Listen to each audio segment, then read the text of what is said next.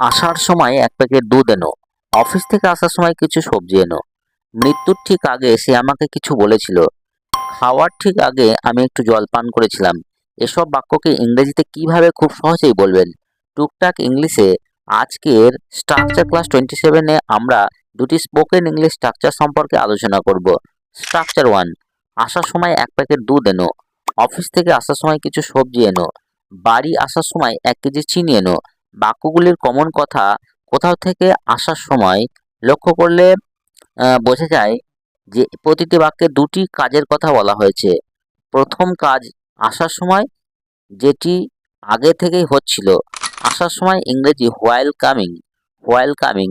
আর 2 নম্বর কাজ হচ্ছে কিছু একটা এনো বা কিছু করো। এই এনো বা ইংরেজি যেটা আমরা বলবো সেটা হচ্ছে ব্রিং। এনো ইংরেজি ব্রিং, যেহেতু একটি আদেশ বা নির্দেশ তাই ইম্পারেটিভ ফর্ম ব্যবহার করতে হবে এবং প্রথমেই ভার্ব বসবে।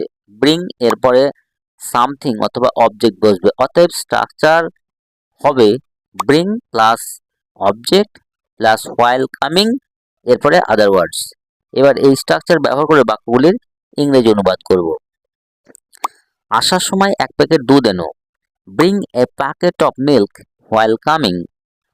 Bring a packet of milk while coming.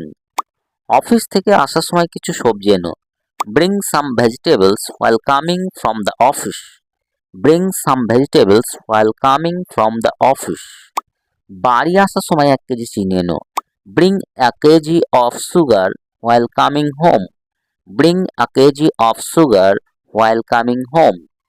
বাজার থেকে বাড়ি আসার সময় ওই শাড়িটা এনো, bring that sari while coming home from the market. Bring that sari while coming home from the market. Structure 2, মৃত্যুর ঠিক আগে সে আমাকে কিছু বলেছিল, খাওয়ার ঠিক আগে আমি জলপান করেছিলাম, পুলিশ আসার ঠিক আগে চোরটি পালালো। এইসব বাক্যগুলি আমরা ডেলি ইউজ করি। সিম্পল একটি স্ট্রাকচার ব্যবহার করে এগুলিকে আমরা ইংরেজিতে বলতে পারি। তবে স্ট্রাকচার জানার আগে সেন্টেন্সের অ্যানালিসিস করা দরকার। এখানে প্রতিটি বাক্যে দুটি ঘটনা ঘটেছে, একটি ঘটনা ঘটার ঠিক আগে আরেকটি ঘটনা ঘটেছে।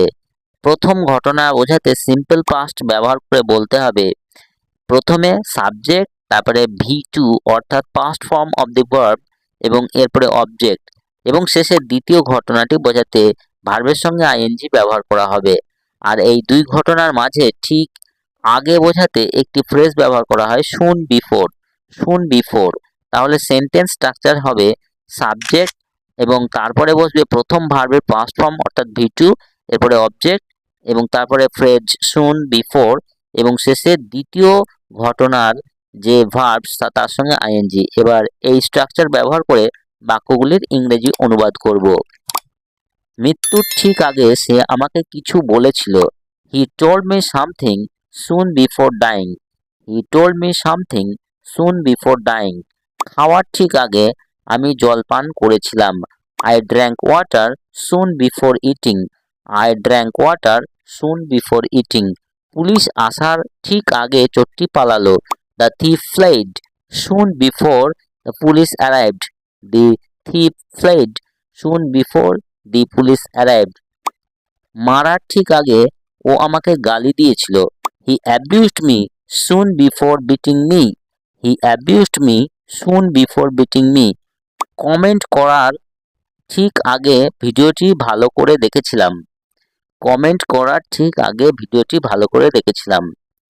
এই বাক্যের ইংরেজি কি হবে এই স্ট্রাকচারটি ব্যবহার করে কমেন্ট বক্সে লিখে জানাও।